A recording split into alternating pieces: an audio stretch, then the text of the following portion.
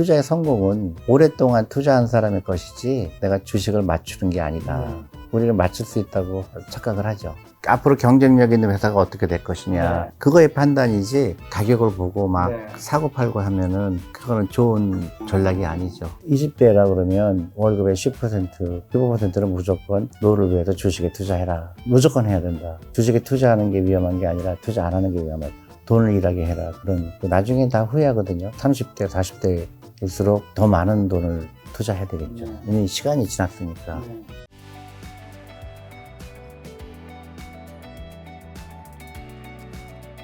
오랜만에도 대표님 모시고 이제 좋은 이야기 들어보려고 하는데, 지난주 금요일에 8월 1일에 새 정부 출범 이후 고공행진하던 한국 증시가 거의 4% 정도 가까이 급락했었는데, 그 이유 한번 그냥 가볍게 한번 짚어주시면서, 이제 그거는 일단락 된 건가요? 지금 어쨌든 코스피가 다시 3,200 정도 와 있단 말이죠. 어떻게 봐야 될까요? 주식시장이 막 급격하게 올라가잖아요. 네. 그러면 사람들은 팔 이유를 찾고 싶어 해요. 네. 그래서 울고 싶은 아이 뺨 때린다고, 한번 이렇게 쉬고 가는 것도 나쁘지 않아요. 아쉬운 거는 그 한국에 지금 5,000포인트를 언제 뚫느냐. 근데 사실은 그거는 결과물이지 그게 목표가 될 수는 없잖아요. 그래서 우리가 해야 될 일은 뭐냐. 시장이 정말 건전한 한국의 주식시장을 만들기 위해서 어떤 노력이 필요하냐. 그런 생각을 하는 계기는 된 것 같아요. 세법 이런 게 중요한 게 아니고 주식시장의 신뢰성을 회복하는 게 그 어떤 것보다 중요하다고 보거든요. 네. 장기적으로. 그래서 그런 노력을 하는 게 훨씬 더 중요하지 않을까 생각이 들어요. 그러니까 예를 들어서 한국이 디스카운트가 된 원인이 뭘까? 결국은 그런 세법 이런 게 그런 게 아니고 한국의 그 금융시장이 저평가된 이유는 기업 지배 구조의 열악성, 근데 제도의 미흡, 주주들의 어떤 요구가 제대로 반영되지 않고 있는 시장, 그런 게 복합적인 거거든요. 네. 그런 거를 해소하는 노력이 훨씬 더 중요하다고 생각 들어요. 자, 그러면 이제 말씀하신 코리아 디스카운트가 되는 것들이 뭐 기업 지배 구조라든가 제도 미흡이라든가 주주 환원 같은 것들 말씀해 주셨는데, 그런 것들이 뭐 다 해결되면 JP모건이 말한 2년 내 코스피 5천이라는 파격적인 전망, 이것도 실현 가능할까요? 어느 거나 실현 가능하죠. 근데 네. 이제, 뭐, 2년 안에 될 거냐, 3년 안에 될 거냐, 사실은 네. 그게 중요한 것 같지는 않고요. 네. 근데 진짜 중요한 거는, 예를 들어서 주식시장이 지금 3천에서 5천으로 갔을 때, 네. 모든 국민들이 다 혜택을 봐야 되거든요. 네. 근데 예를 들어서, 아직도 저소득층에 있는 분들은 주식 투자를 하고 있지 않잖아요. 여유가 없으니까. 그러면 또 빈부의 격차가 생기게 되고 그런 분들한테 주식시장이 또 하나 먼 것으로 느껴지거든요. 그래서 미국에서 한 것처럼 주식 투자를 했을 때 확실하게 부동산보다도 훨씬 더 유리하다는 인식을 심어주는 게 중요하거든요. 네. 지속적으로 주주들의 이익을 대변하는 법이 계속 만들어져야 되고 또 외국 자본이 한국에 들어올 수 있도록 로드쇼도 해야 돼요. 한국 정부에서는 외국에 한국이 이렇게 변한다. 한국 주식에 투자해라. 이런 것도 병행해서 해야 된다고 보거든요. 그래야 외국 자본도 들어오고 또 국내 자본도 들어오고 그래서 복합적으로 돈이 많이 들어와야 진정한 5천이 되거나 6천이 되거나 할 수가 있죠. MSCI 선진국 지수 편입이 당장은 또 오히려 독이 될 수 있다고 주장하시던데, 그 이유는 뭐고, 한국 증시가 그러면 선진시장에 편입되기 갖춰야 근본적인 조건은요? 그러니까 지금 한국은 이머징 마켓에 들어와 있잖아요. 그렇죠. 이머징 마켓에 한국 시장이 차지하는 비중이 한 12%, 13% 될 거예요. 중국이 제일 많이 편입돼 있고. 근데 한국이 이머징 마켓에서 빠져나오게 되면 한국에 투자하는 모든 전 세계 이머징 마켓에 투자하는 펀드를 한국을 무조건 팔아야 돼요. 그러면 우리가 선진국 시장에 들어가게 되면 한국 비중이 1% 밖에 안 될 거거든요. 2% 많아요. 그러면 외국의 디벨롭드 마켓에 투자하는 펀드들은 한국에 투자할 이유가 없어요. 그리고 투자한다고 그래도 한 10개 회사? 너무 작기 때문에 한국 회사가. 그러면 이머징 마켓은 모든 한국 투자에서 빠져나가고 새로 선진국 시장에 투자하는 펀드들이 한국에 안 들어오면 어떻게 되죠, 우리는? 그러니까 우리는 한국 시장은 너무 작아요. 그러니까 무조건 외국 자본이 한국에 들어올 거다. 그거는 너무 성급한 생각이라 이거죠. 오히려 안 좋을 수 있다는 거네요. 훨씬 안 좋죠. 그럼 이제 말씀하시는데 한국이 너무 작다 말씀이셨는데, 미국과 비교해서 한국 기업들의 가치가 현재 저평가되어 있다고 진단하시던데, 이런 가치평가의 차이가 발생한 근본적인 이유는 뭐, 그러면 이격처 해소할 방법은요? 그러니까 결국은 한국 믿음이 없는 거예요. 네. 그러니까 한국 주식에 투자했을 때 현금이 많았을 때 정말 배당을 해줄 거냐.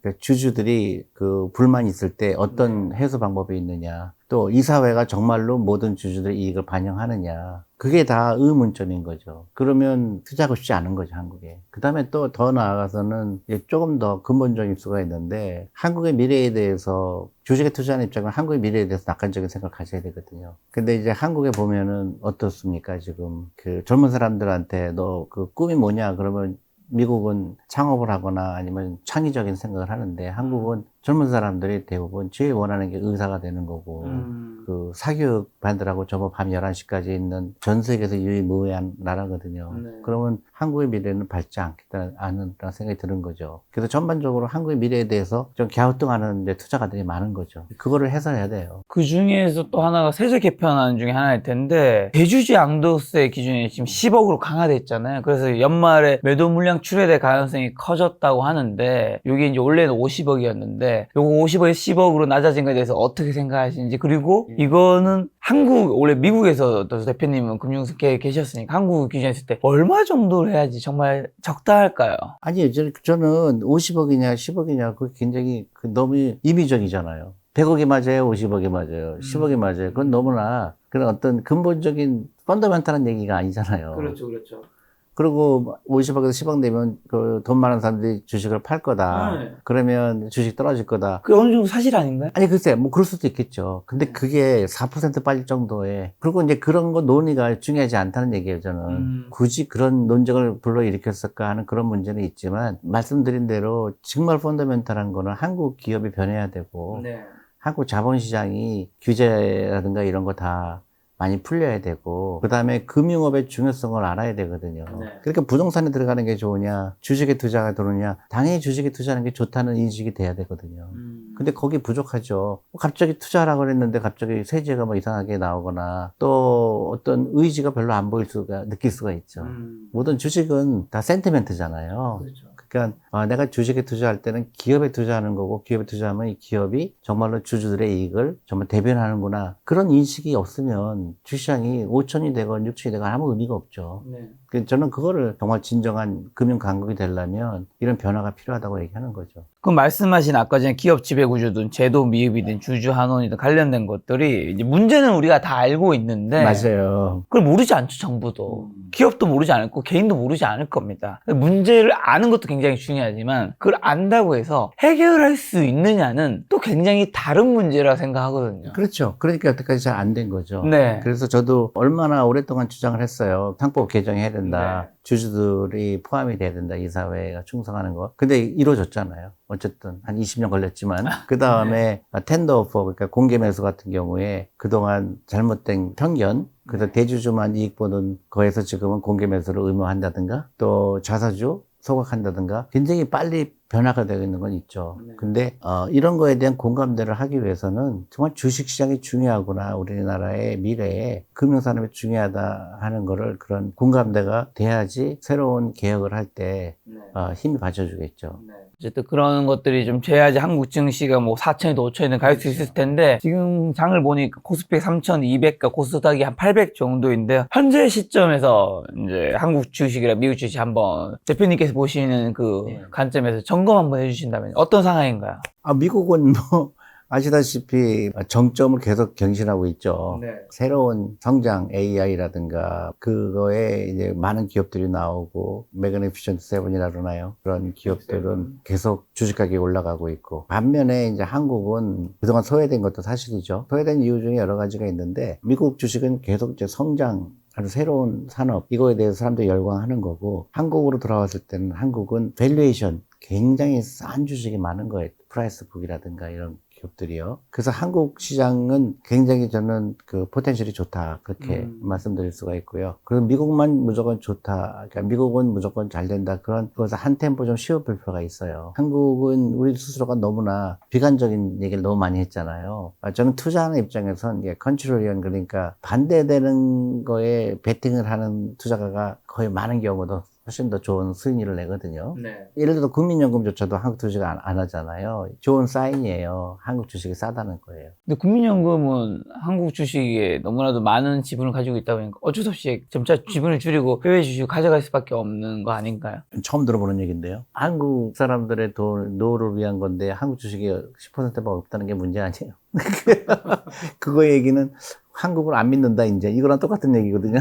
그거는 아이러니하죠. 근데 왜 저는 그 백그라운드가 그런 생각인 것 같아요. 언젠가는 이제 인구가 줄어들고 고령화가 되면 그분들을 위해서 이제 주식을 팔아야 될지 모를 상황이 오는데 한국 주식은 너무 작기 때문에 그렇다는 저는 그거는 동의할 수가 없어요. 절대로. 그거는 지금 주식시장이 한국에 그대로 머물러 있다는 가정하에서 그렇거든요. 미국도 20년 전에 보세요. 형들이 작았어요. 시가총액이. 그러니까 한국 주식시장을 살리면 한국 주식시장이 훨씬 커질 텐데 거기에 일조를 하는 게 낫지. 한국은 어차피 뭐 잘 못 될 거니까 한국에 투자하면 안 된다 이런 식이거든요. 저는 거기에 동의할 수가 없는 거예요. 한국 주식은 포텐셜이 있다고 말씀해 주셔서 지금 그러면 한국 주식에서 가장 포텐셜 있는 섹터라고 말해야 될까? 어떤 쪽을 가장 좋게 보시고 계신가요? 그러니까 뭐 많죠 이미. 그 한국은 다른 나라에 비해서 굉장히 다양한 산업들이 있잖아요. 네. 예를 들어서 전자도 있고 반도체도 있고 네.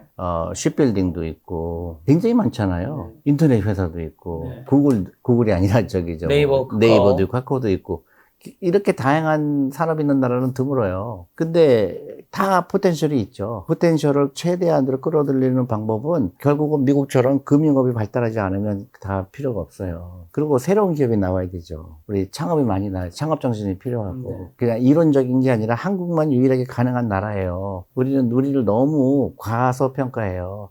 우리가 K-팝도 있고 K-푸드도 있고 다 잘하는데 K-캐피탈리즘 금융에서는 우리나라가 너무나 후진 형태거든요. 근데 저는 왜 한국이 왜 금융이 발달하지 못해야 되는지 이유를 알 수가 없어요. 한국 사람처럼 똑똑하고 한국 사람처럼 영리한 민족이 없는데 안전하고. 근데 금융교육을 안 한 탓이죠. 그러니까 금융교육만 하고 금융을 중시하고 거기에 투자가 되고 그러면 새로운 기업이 나오고 그러면 생태계 가면 시가총액이 지금 한국이 2,000조인데 3,000조, 4,000조 되면 5천만 되더라도 어떻게 돼요? 시가총액이 4,000조가 되는 건데 그런데 왜 국민연금에서 투자를 안 하죠? 그거는 뭐 그냥 한국 기업이니까 투자해야 된다 이런 얘기가 아니에요. 한국 기업이 싸고 그다음에 한국의 돈인데 한국 국민들의 돈인데 그거를 한국에 투자 안 하고 해외 투자한다는 이해가 안 가요. 그거는 너무 수익률 게임을 하려고 하다 보니까 미국에 가면서 수익률이 좋을까, 한국에 가면 수익률이 좋을까 이런 걸 접근하면 안 되죠. 근데 국민연금도 어쨌든 그 돈을 가지고 국민들의 노후를 보장하고 해야 되는 것들 하다 보니까 수익률을 완전히 또 생각 안 할 수도 없지 않을까요? 이거나 마찬가지죠. 우리 애가 있는데 우리 애는 가망이 없으니까 옆집에만 투자하겠다는 똑같은 얘기죠. 하지만 이제 국민연금이 얻는 수익이 국민들한테는 그러면 갈 수 있잖아요. 미국에 투자하는 게 한국에 투자하는 것보다 더 좋다고 개런티해요? 그건 알 수 없지만 최근 10년 동안은 뭐 미국이 더 좋았다고 그렇지 않죠. 20년 보면 한국이 더 좋죠. 그러니까 너무나 우리는 짧은 시각에 짧은 논리, 잘못된 논리가 있는 거예요. 한국 기업이 시가총액이 늘어나야 당연한 거지. 닭이 먼저, 날개리 먼저냐 문제인데 한국 기업 지배구조도 문제였죠. 그렇지만 길게 보면 한국의 기업들의 시가총액이 늘어나야 되는데 늘어나지는 않고 있잖아요. 그러니까 시가총액이 늘어나지 않으니까 자본 조달 비용이 늘어나게 되고 그러니까 경쟁력은 점점 뒤처지게 돼 있죠. 근데 어떤 연금이나 이런 것조차 한국 기업에 투자 안 한다? 나는 이해가 안 가요. 저 그럼 한국 포텐셜이 이제 많다고 해주셨는데 그 중에서도 그러면 제가 상반기 가장 뜨겁고 하반기에도 뜨거울 수도 있는 주도주 하나씩 여쭤보면 방산 기업들은 계속 수출 확대하고 있는데 방산주 성장 가능성과 관련 기업들 그럼 투자 매력 등은 좀 어떻게 보시나요? 그거는 너무 짧은 기간이기도 하고 방산 기업 같은 경우는 돈은 많이 벌겠는데 외국 투자가들은 잘 투자 안 할 거예요. 무기 만들거나 이런 거는 외국 투자가들은 많이 투자 못 하게 돼 있어요.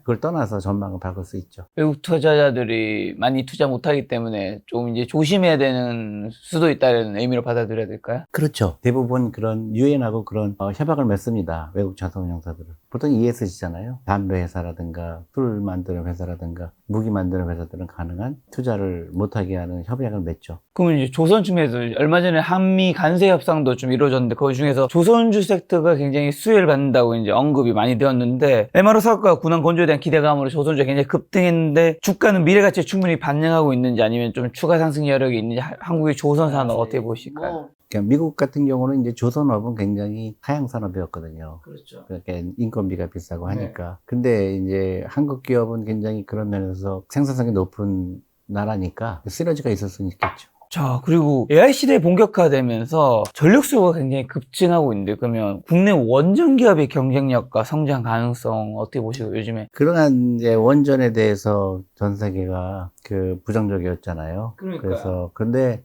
어쩔 수 없이 원전을 다시 지어야 될 수밖에 없겠다는 이제 한계가 온 것 같아요. 전기가 너무 많이 필요하다는 거죠. 그렇죠. 원전을 안 하겠다는 나라들도 이제 원전의 필요성을 느낄 거고, 그런 면에서 한국 기업들도 기회가 있겠죠. 지금 방금 말씀드린 조선주, 방산주, 원전주가 굉장히 뜨겁고 뭐 조선, 방산 같은 실적도 굉장히 좋은데 이 가격적인 측면에서 언제나 밸류에이션이 부담스러운 거잖아요. 이런 그렇죠. 것들 측면에서는 좀 어떻게 보세요? 이 세계 조방원이라 불리는. 좀 올랐죠. 많이 올랐죠. 근데 가격 부담될 정도는 아닌 것 같고요. 우리는 너무나 민감하게 막 짧은 시간에 주식 가격이 올라가면 너무 민감하게 반응하는데, 정말로 5년 정도 계속 좋은 기회가 있다 그러면 지금 올라간 거는 그렇게 큰 의미가 없을 수 있죠. 혹시 앞으로는 어떤 섹터가 좀 더 주도주 역할을 할 수 있을까요? 저는 이제 섹터를 떠나서 네. 그 일본을 좀 볼 필요가 있을 것 같아요. 일본이요? 일본은 30년 내내 그 하락을 해왔잖아요. 네. 그러다가 일본의 그 밸류어 프로그램이 있잖아요. 네. 그래서 프라이스 북이 뭐 0.5였던 회사, 뭐 0.6였던 회사가 전부 1을 넘어섰거든요. 그러면서 어떻게 0.5인 회사가 1로 되게 되면 100% 올라가야 되는 거 아니에요. 네. 그런 식으로 그동안 30년 내내 하락했던 거를 다 그 리커버 할 수 있었잖아요. 네. 한국 기업도 지금 0.5 밑에 되는 회사들이 너무 많아요. 팽개쳐져 있는 주식들이 많은 거죠. 그러니까 너무 싼 거죠. 그러니까 예를 들어서 시가총액보다 현금이 비슷한 회사가 있거나, 그런 기업들의 밸류업이 필요하다고 봐요. 정상가치보다 낮은 기업들, 그리고 경쟁력이 있는 기업들, 그런 기업들이 다시 한번 그 리밸류에이션을 받아야 될 것 같다. 근데 그런 회사들이 왜 주식 가격이 안 오르냐? 아직은 그 한국에서 주주들의 이익을 극대화한다는 거에 대해서 아직도 경영진이 동의 안 할 수가 있다는 이제 그 시스템 문제죠. 그러니까 그 중에 하나가 그 상속세 같은 경우 너무 높은 게 문제겠죠. 그런 것도 좀 들여다볼 필요가 있다고 봐요. 대주주의 이익과 일반 주주들의 이익이 상충이 되지 않아야 되는데, 대기업 대주주들은 많은 경우 주식 가격이 올라가는 거를 좋아하지 않거든요. 근데 그거는 심각한 문제죠. 자본주의 시장에서 대주주가 올라가는 걸 좋아하지 않는다 그러면 그 근본적인 문제죠. 그거에 대한 해소를 할 필요가 있어요. 근데 저는 그런 기업들이 너무 많다, 한국이. 그런 기업들이 제값을 받는다 그러면 적어도 프라이스북이 1이 넘는다고 그렇게 가정하게 되면 뭐 40% 50% 상승 효과는 훨씬 크죠. 그 밖에도 그럼 혹시 상법 개정과 관련해서 이런 주주 환령 관련주들은 좀 뭐가, 우리가 알고 있기로는 뭐 금융지주사, 대기업 그룹의 지주사들이 있는데 그 회사들이 그 혜택을 받을까요? 앞으로 다른 데가 좀 받을까요? 저는 지주사가 좋은 그 훌륭한 디스카운트 에셋이라고 보고요. 좀 이해가 안 가는 게 그 보통주하고 우선주가 갭이 굉장히 넓어요. 우선주에 대한 그 인식이 굉장히 잘못되어 있는 것 같고, 미국의 우선주와 한국의 우선주는 전혀 다른 거거든요. 근데 우리는 그 우선주가 지나치게 디스카운트 된 경우가 있어요. 그래서 그쪽이 디스카운트 에셋이라고 생각하고요. 그러니까 뭐냐면 지주사 같은 경우에 리서치가 안 돼 있는 거예요. 실제로 그 가치가 주식 가격에 반영이 안 돼 있다 보니까 사람 잘 몰라요. 한국 주식에 이게 왜 싼지, 왜 비싼지.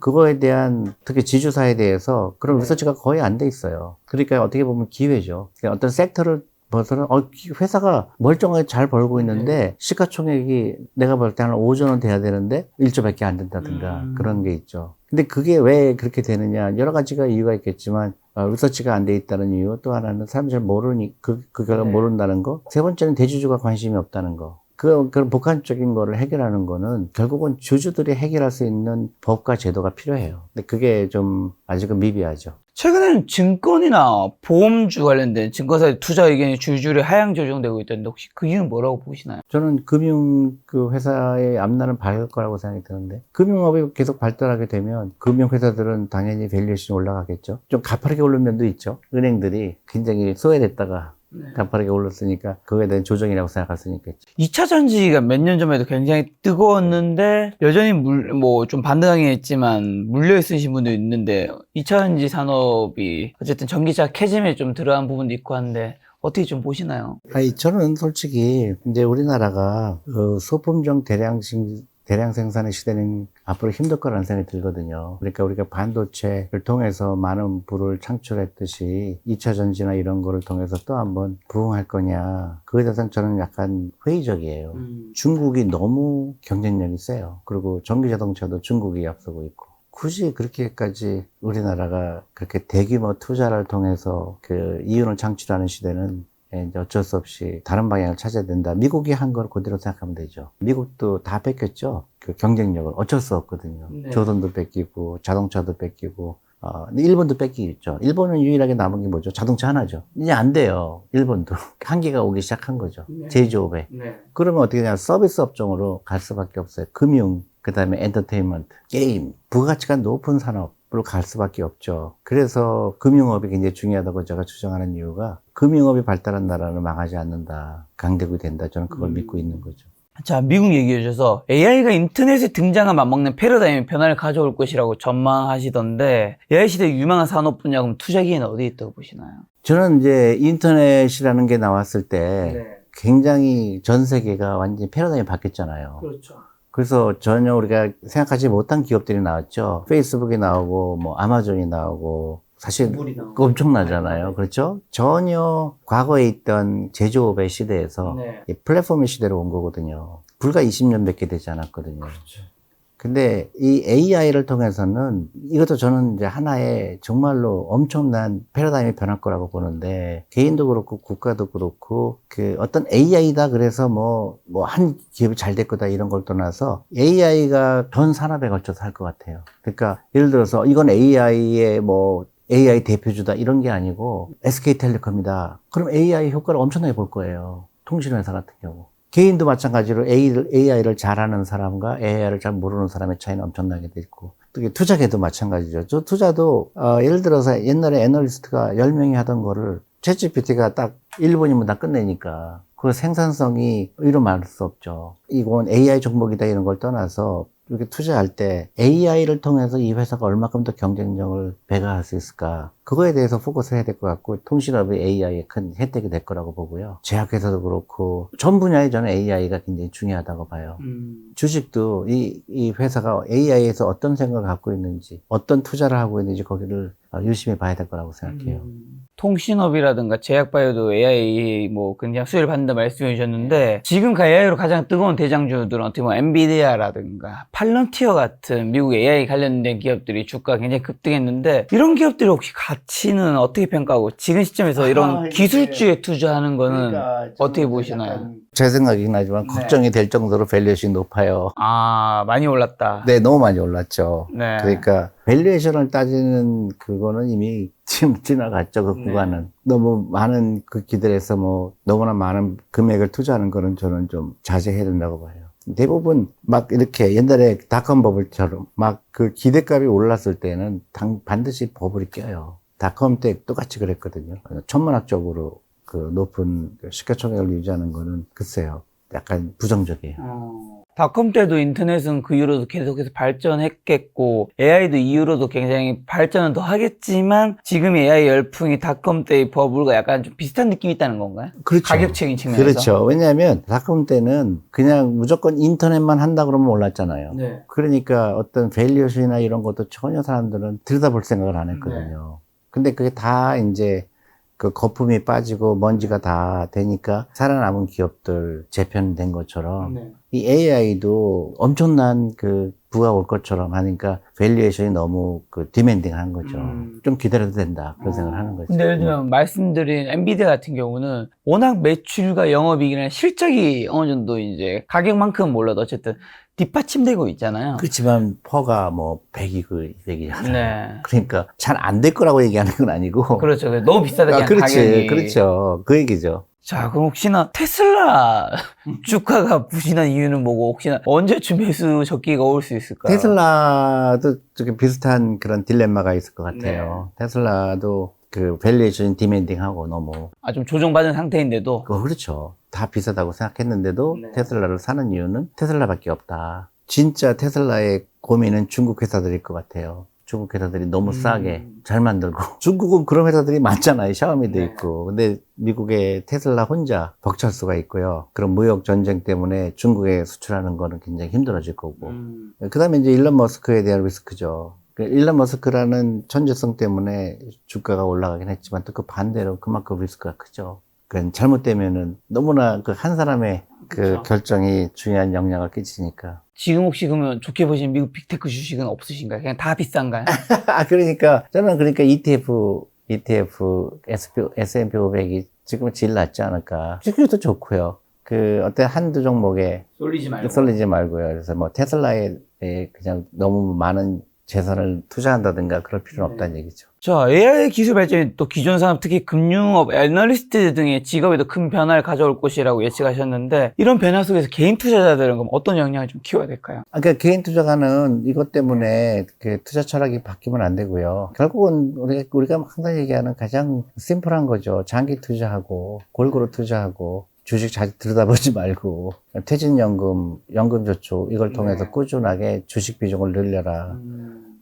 혹시 주식 투자에 두려운 생각을 갖고 있다 그러면 그 두려움을 가질 필요 없다. 길게. 그러니까 시간에 투자하는 거지 가격을 맞추는 게 아니다. 그런 생각을 잊으면 안 될 것 같아요.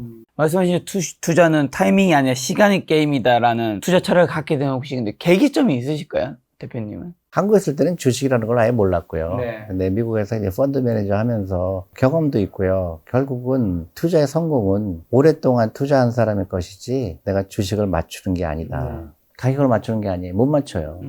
우리는 맞출 수 있다고 착각을 하죠. 대표님이 자산운용사나 이제 금융업에 처음 종사한 게 몇 년도이실까요? 91년이죠. 자, 그럼 91년도 입사해서 25년까지 35년 정도 이제 종사하셨는데, 간혹 이 개인분들이 이 개별 종목에 큰 돈을 넣어서 돈을 크게 버시는 슈퍼개미가 되거나 자산가가 되신 분들을 막 보신 적은 있으실 텐데, 그럼 그거는 어떻게 보면 이제 그분들이 어쨌든 개별 종목에 집중 투자를 했고, 어쨌든 타이밍을 재고 들어간 부분도 있을 텐데, 좀 운의 영역이 큰 걸까요? 아니면 어떻게 보세요? 저는 못 만나봤어요. 가끔씩 슈퍼개미 되실 거는. 아니에요. 사실이 아닌 경우가 많고. 이런 거나 마찬가지예요. 도박해서 돈 번 사람 없죠. 그런 거 믿으면 안 돼요. 나는 가격을 맞출 수 있다고 생각하는 순간 교만한 거예요. 시장을 이기겠다는 거거든요. 이길 수 없어요. 그러면 가격을 맞출 수 없다면 대표님도 원래 이전에 펀드 매니저도 하셨고 자산운용사에 계셨으면 지수만 사시는 건 아니잖아요. 개별 종목도 사잖아요. 사고 팔았을 거잖아요. 당연히 사고 팔았다라는 거는 내가 가격을 봤다는 거잖아요. 아니죠. 아닌가요? 아니죠. 그럼 언제 사고 언제 파는 거예요? 그러니까 예를 들어서 내가 펀드 매니저 하면 내가 여기서 50개 종목이 있잖아요. 네, 50개 있다 칠게요. 네, 그러면 이제 골고루 투자돼 있을 거 아니에요. 그렇죠. 근데 이제 팔을 때는 어쩐 데가 팔았냐면은 한국의 얘기를 들을게요. 90년대 펀드 매니저 할 때는 내 포트폴리오에 있는 회사들은 거의 다 장치 산업이었어요. 제조회사, 철강회사. 그게 이제 한국의 경쟁력이었죠. 그러다가 이제 새로운 기업이 나오기 시작하는 거예요. 서비스 업종이라든가 게임 업종이라든가 NC소프트라든가 이런 기업이 나오기 시작했어요. 그전에 없던 기업들. 그러면 밸류에이션을 보게 되면 이제 그런 회사들이 돈을 잘 벌기 때문에 옛날에 내가 제조회사에 돈을 벌었지만 제조회사는 더 이상 경쟁력이 없는 거잖아요. 그래서 자연스럽게 옮겨가는 거예요. 내가 제조회사에서 내가 한솔 재질을 뭐 얼마에 사서 얼마에 팔고 이런 거는 하나 의미가 없어요. 자연스럽게 부가가치가 높은 산업으로 내 포트폴리오가 옮겨간 것 뿐이지 이걸 50% 벌어서 팔고 이걸 30% 벌어서 팔고 이런 의미가 아니에요. 근데 그렇게 하게 되면 엉망진창이 돼요. 어떻게 보면 그 기업의 매출액이라든가 영업이익이 증가하는 폭과 그 기울기가 더 중요하다는 의미로 받아들여요. 그렇죠. 그러니까 내가 이 기업을 내가 앞으로 투자할 때 NC소프트를 투자하는 게 좋을까 아니면 한솔재질을 계속 투자하는 게 좋을까. 근데 한솔재질은 그동안 10년 동안 투자했어요.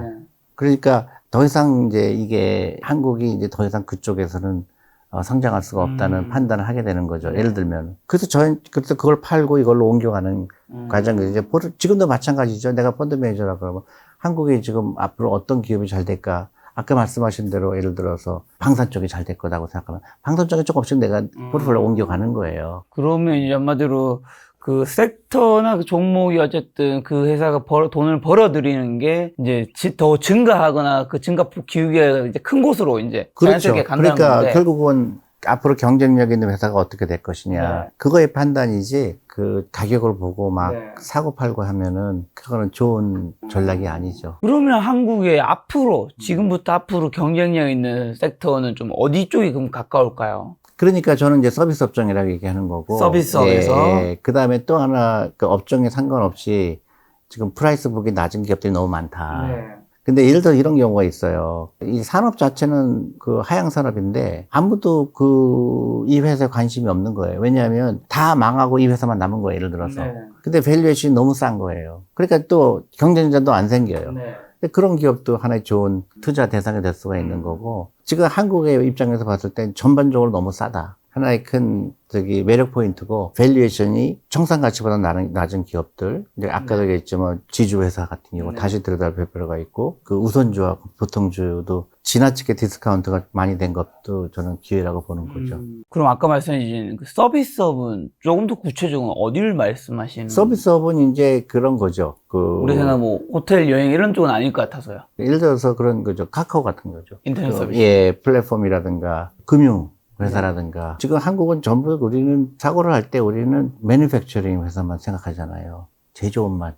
수출만 많이 해왔던 거기 때문에 서비스성의 중요성을 잘 간과하고 있죠. 그래서 저는 그게 금융이 그중에 가장 큰 부분이다. 미국이 잃어버린 경쟁력을 다시 찾은 거는 금융 때문이다. 그래서 저는 금융업이 제일 중요한 섹터가 될 거라고 봐요. 그러니까 금융 섹터가 한국이 차지하는 비중이 굉장히 낮아요. 제가 또 그리고 10년 동안 보여주시기 아니면 10분도 갖지 말라는 오렌 버핏의 말을 자주 인용하셨는데, 그럼 장기 투자의 장점은 많은 분들이 아실 거니까요. 설명 안 해도 된다 치면, 개인이 그러면 장기 투자 실천에 가장 먼저 바꿔야 할 생각은 좀 어떤 게 있을까요? 그 개인 투자가가 이제 전부 사람들이 개인 투자가는 기관 투자가에 비해서 불리하다. 외국인 투자에 비해서 불리하다는 생각을 고정관념이 있어요. 우리는 정보가 부족하다. 근데 주식 투자를 정보로 투자하는 게 아닌데 사람들은 정보가 부족하다고 생각을 해요. 근데 저는 항상 개인 투자가 훨씬 유리하다. 기관 투자가보다. 왜냐하면 쉽게 얘기해서 개인 투자가는 배로에게는 모터보드예요. 기관 투자가들이 투자 못하는 것도 투자할 수가 있고, 시가총이 너무 작은 것들. 그 다음에 액션을 훨씬 빨리 할 수 있어요. 근데 기관 투자가는 쉽게 얘기하면 항공모함이에요. 훨씬 더 투자하기가 어려워요. 개인 투자가라고 해서 내가 기관 투자가나 외국인 투자에 비해서 불리하다 이런 생각을 할 필요가 없고요. 다만 철학이 중요해요. 내가 이 기업에 투자할 때 가격을 맞추는 게 아니다. 내가 이 기업이 좋아서 이 회사랑 동업한다. 이런 생각을 하게 되면 훨씬 투자가 재밌어요. 가격에 상관 안 하거든요. 이 회사가 20년 후에 잘 될 거냐, 10년 후에 잘 될 거냐, 5년 후에 잘 될 거냐 생각하면 그 회사 철학은 뭔지, 그 회사가 뭘 만드는 건지, 그 회사가 경쟁자가 어떤 건지 이게 더 관심이 있지 가격에 관심이 없거든요. 우리는 짧은 동안에 어떤 정보에 통해서 사고 팔아야 된다는 고정관념이 아주 깊게 있어요. 그러다 보니까 잘못된 선택을 하게 되죠. 주식 투자에 그리고 아까 전에 말씀하신 전문가는 없다고 단언하시면서 개인의 판단을 강조하셨는데, 그럼 정보의 홍수, 요즘 정보가 많죠. 투자자가 스스로 중심을 잡고 현명한 결정을 내리기 위한 방법은 뭘까요? 내가 전문가라는 생각을 하셔야 돼요. 그러니까 전문가가 없다는 거는 우리는 똑같은 사물을 보고 있는 거예요. 기관 투자가나 개인 투자가나 어떤 그 기관 투자가가 특별히 엄청난 노하우가 있지 않잖아요. 저도 펀드 매니저 오래 했잖아요. 저는 미국에서 펀드 매니저 했는데 한국 주식에, 한국하고 거의 지구 반대쪽에서 한국 주식에 투자했는데 정보의 유무가 아니죠. 그 회사에 대한 관심이죠. 그러니까 개인 투자가들도 절대로 가격이 올라가고 내려가는데 신경 쓰지 말고 오랫동안 내가 이 회사를 갖고 싶어야 되고, 더 중요한 거는 자녀들하고 같이 하시는 거예요. 자녀들이 만약에 10살짜리 아이가 있다 그러면 그 아이랑 같이 회사도 같이 연구해보고 퍼가 어떻게 되는지, 프라이스북이 어떤지, EBITDA가 어떤지 그런 거 어렵지 않잖아요. 그러니까 그런 걸 아이들하고 얘기하면 그 아이들은 훨씬 더 훌륭한 투자가가 될 수가 있죠. 말씀하신 대로 사교육비 대신 아이들에게 주식을 사주라 뭐 이런 제안도 하셨는데, 자녀의 미래를 위한 최고의 투자는 그러면 주식을 사주는 건가요? 같이 그렇죠. 공부하고? 같이 공부하고 결국은 시간에 투자하는 거잖아요. 그러니까 시간이 많은 사람일수록 유리하죠. 그러니까 10살 때부터 투자한 아이와 5살 때부터 투자한 아이는 그 부가 확 차이가 나고요. 근데 대부분 사람들이 그거 안 했을 경우에 30대, 40대부터 투자하다 보니까 시간이 너무 낭비했죠. 그리고 이제 코스피 지수가 어쨌든 최근 몇 개사에 급등했는데 개인 투자 수익률이 이를 밑돈다고 하더라고요. 이런 강세장 속에서 개인 소외 현상이 나타나는 이유는 개인의 투자 방식이 문제일까요? 아니, 이런 거죠. 사실은 이 한국의 코스피가 상당히 어떻게 보면 왜곡돼 있죠. 근데 코스피 자체가 예를 들어서 S&P 500은 뭐예요? 500개 회사잖아요. 네. 근데 미국에 상장된 회사가 훨씬 많잖아요. 몇천 개, 네. 4천 개, 5천 개 되잖아요. 그 중에 500개만 모아갖고 인덱스를 만들었잖아요. 네. 다우는 30개 회사밖에 안 되거든요. 네. 근데 한국은 모든 주식이 다 포함되잖아요. 그렇죠. 그러니까 삼성전자가 25%인데 삼성전자 안 갖고 있으면 만약에 삼성전자가 20% 올랐는데 삼성전자 안 갖고 있으면 내 수익률이 좋을 수가 없죠. 그래서 인덱스 자체를 코스피하고 내 수익률을 비교하는 것 자체가 애플 또 애플이 아니에요. 비교 대상이 잘못된 거죠. 그러니까 코스피는 많이 올랐는데 내 주식이 안 올랐다. 그렇게 하는 게 아니라 네. 그 지수에 만든 그게 조금 왜곡이 돼 있다. 그렇게 생각하시면 되고 개인 투자가가 절대로 실력이 모자란 거나 그런 게 아니고 갖고 있는 주식이 삼성전자가 있느냐 없느냐가 차이예요. 그러면 이제 대표님 같은 경우는 개별 종목보다 섹터 ETF나 아니면 지수를 사는 걸 좀 더 추천하시나요? 저는 개인이라고 그러면 뭐 코스피 200 사는 게 제일 낫다. 그게 고민할 필요도 없고 근데 이제 개별 주식도 사고 싶다 그러면 그거 플러스 디스카운트 된 주식이 많다. 그러니까 프라이스 북이 낮은 것들, 아까 보통주와 우선주의 차이라든가 이런 걸 보면 좀 더 과학적으로 접근할 수 있는 거죠. 근데 지수적인 측면에서 어쨌든 그 나라의 주식이라든가 증권은 그 나라의 성장률과도 밀접한 관련이 당연히 있을 거잖아요. 한국 근데 경제가 성장이 막 고성장 국가는 이제 아니고 이제 저성장으로 접어들었잖아요. 근데 한국이 뭐 한국은행에서도 올해 상반기에 했던 게 원래 1.5% 예상했었는데 뭐 0.8% 반토막 나오고 요즘 좀 살아났다고 해도 어쨌든 성장률이 뭐 옛날만큼 높지 않단 말이죠. 근데 미국은 그렇게 강대국인데도 성장은 우리나라보다 더 높은데 한국 지수가 이렇게 한국이 저성장 국가로 접어들었는데도 지수는 말씀하신 데 그만큼 쭉 올라갈 수 있을까요? 주식 가격은 반드시 GDP 성장률하고 밀접하지 않아요. 네. 사실은 이자율에 더 민감하고요. 미국도 마찬가지로 미국의 성장률 다 1%밖에 안 됐었잖아요. 혁신적인 기업이 나오느냐 안 나오느냐의 그 차이죠. 성장률이 높으면 좋겠죠. 근데 반드시 성장률이 높다고 해서 시장이 좋지가 않다. 사실은 주시장 올라갔던 데가 언제죠? 코로나 때잖아요. 그렇죠. 그때 GDP 성장률 안 높았죠. 그때는 워낙 많은 돈이 풀렸으니까. 그렇죠. 그러니까 결국 이자율의 관계라 이거죠. 네. 지나치게 매크로한 주식시장을 예측할 필요가 없다는 얘기죠. 그럼 앞으로 우리나라에도 혹시나 코로나 때처럼은 아니더라도 돈이 더 많이 풀릴 수 아니, 있을까요? 돈에 풀리는 걸 떠나서 네. 저는 이제 체질 개선이 필요하다는 얘기죠. 우리나라가 금융업의 중요성을 알아야 되고 금융교육을 네. 해야 되고요. 또 하나는 제조업 중심의 사고에서 변화가 필요하다는 얘기죠. 서비스업에 대한 생각, 그 다음에 교육에 대한 생각, 네. 국영수 위주의 밤새면서 공부하는 그 시스템은 굉장히 한국에 독이 될 거라고 생각을 해요. 우리 아이들이 행복한 아이들, 부자들이 네. 되려면 기존의 교육 시스템 갖고는 안 돼요. 그러니까 전부 점수 위주의 사회에서 창의성 있는 교육을 해야 네. 되고 창업을 많이 해야 되고 어떤 혁신적인 기업이 많이 들어오려고 그러면 근본적인 체질의 변화가 필요하죠. 자, 사회초년생이나 중장년층도 세대별로 다른 또 투자 전략을 제시하던데 각 세대가 노후 준비를 위해서 그럼 반드시 이렇게 투자 원칙과 월급의 투자 비중은 어느 정도 그러니까 20대라 그러면 월급의 10%, 15%는 무조건 노후를 위해서 주식에 투자해라. 그 얘기를 해주고 싶고요. 무조건 해야 된다. 주식에 투자하는 게 위험한 게 아니라 투자 안 하는 게 위험하다. 돈을 일하게 해라. 그런 메시지를 알고 싶고 나중엔 다 후회하거든요. 네. 그때 할 걸 그랬다. 네. 그리고 30대, 40대일수록 더 많은 돈을 투자해야 되겠죠. 네. 이미 시간이 지났으니까. 네. 그런데 이제 60대가 된다 그러면 주식 비중을 좀 낮출 필요가 있는데 대부분 한국의 가장 큰 문제가 부동산 비중이 너무 높은 거죠. 근데 부동산 측면에서 이제 젊은 세대에게 내 집 마련인 부동산이 굉장히 중요한데 주식 투자가 우선돼야 한다고 이제 대표님은 늘 이제 말씀하셨는데 예를 들면 이제 대표님은 우리가 자주 뵙게 된 게 아마 2020년부터 시청자분들이 자주 뵙게 됐을 텐데 그때 예를 들면 이제 서울 그냥 뭐 전국의 모든 부동산을 할 수 없으니까요. 모든 회사가 상장되어 있는 게 아니듯이 서울의 부동산과 만약에 주식시장 코스피를 비교한다면 사실은 아마 서울에 괜찮은 좀 입지에 있는 부동산이 훨씬 더 많이 올랐을 거란 말이죠. 지난 역사에서도 그렇고 현재까지도. 아니에요. 조금 더 늘리면 주식이 훨씬 많이 불었어요. 근데 이제 우리는 기억을 최근 3, 4년만 기억을 하기 때문에 네. 부동산이 오른 건 사실일지 모르지만 네. 저는 3년 전부터 부동산 하지 말라고 떠들었죠. 그러니까요. 근데 특히 사회 초년생일수록 집에 대한 집착을 버려라 하고 싶어요. 국가 경제를 봤을 때도 부동산은 일하는 돈이 아니거든요. 부가가치를 만드는 일이 아니잖아요. 그러니까 혁신적인 기업이 많이 나오려고 그러면 부동산에 집착을 가질 필요가 없고, 또 하나 또 다른 면으로 봤을 때는 부동산이 올라가는 건 굉장히 힘들 것 같아요. 그러니까 ROI가 나올 가능성이 작죠. 그러니까 부동산에 투자했을 때 내가 투자 대비 수익이 얼마큼 될까? 네. 제가 볼 때 2%, 3%도 안 나올 거예요. 그런 상황에서 무조건 집을 소유해야 된다는 강박관념에서 벗어날 필요가 있죠. 저한테 신혼부부들이 많이 찾아와요. 이제 의견이 갈리는 거죠. 새로 결혼하는 신랑 되는 분과 신부 되는 분이 예를 들어서 한쪽은 무조건 부동산을 사야 된다는 사람이 있고, 네.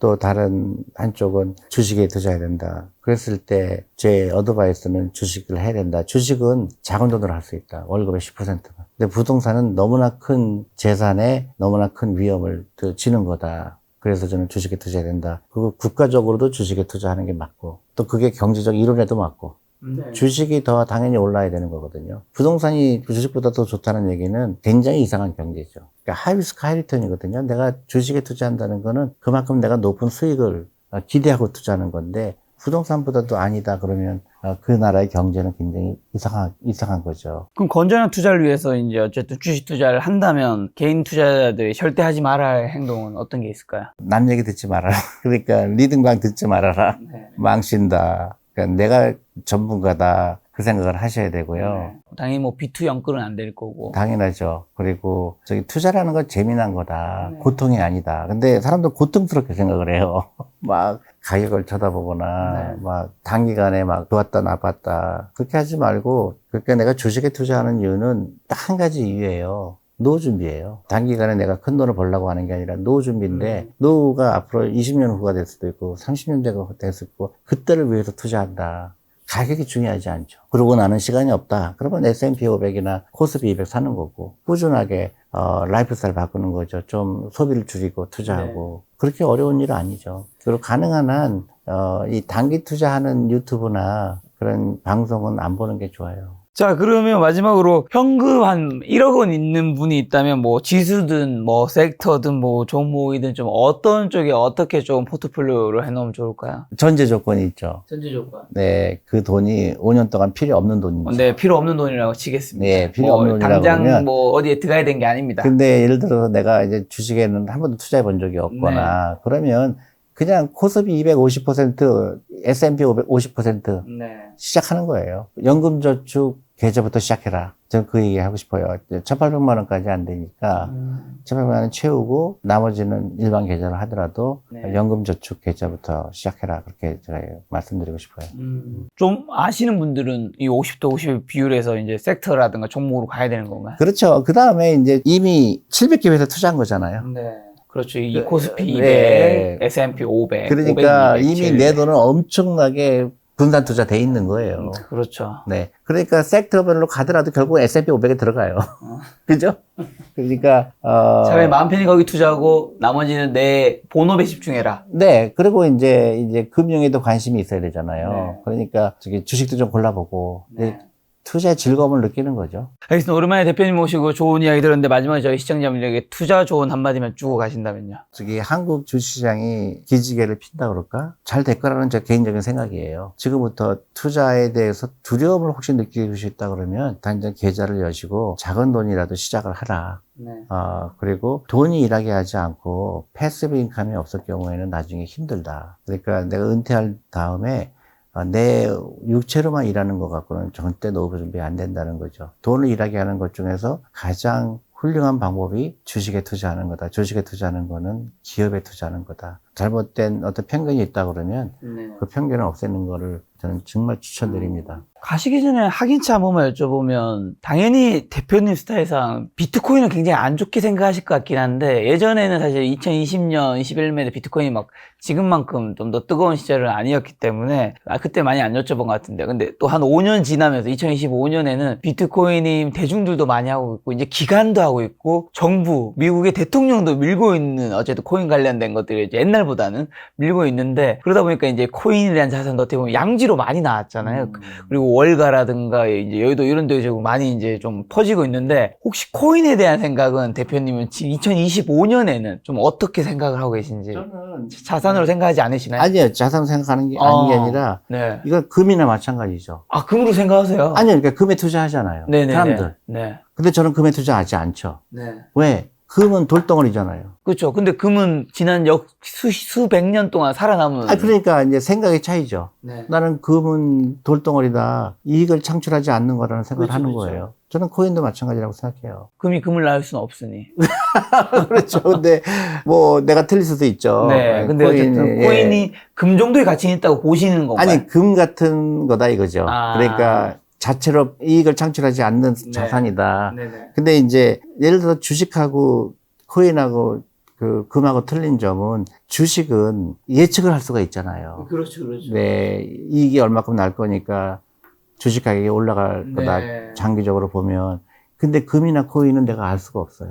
이게 올라갈 것인가. 내재 가치가 없으니까. 그렇죠. 코인은. 투자하는 거를 말리고 그러는 건 아니고요. 네. 근데 하더라도 너무 많은 재산을 하지 말아라. 그런 내가 하죠. 비트코인을 좋게 본다, 나쁘게 본다를 떠나서 어차피 예측할 수 없는 영역이라서 차라리 나는 내가 예측을 어느 정도 할 수 있는 그렇죠. 매출액이라든가 이런 걸 보고 할 수 있는 주식에 투자하겠다. 그리고 주식은 배당이라든 어쨌든 뭔가 낳는 것들도 있고 하니까. 아니, 그 다음에 매출을 일으키잖아요. 매출을 일으키고 하니까. 실제가 있는 거니까. 그렇죠. 알겠습니다. 또 다음번에 그럼 대표님 모시고 좋은 이야기 들어보도록 하겠습니다. 오늘 만난 교수님은 존니 대표님이었습니다. 지금까지 여러분 소중한 시간 함께 해주셔서 정말 감사합니다. 오늘도 김 작가였습니다. 고생 많으셨습니다. 네, 감사합니다.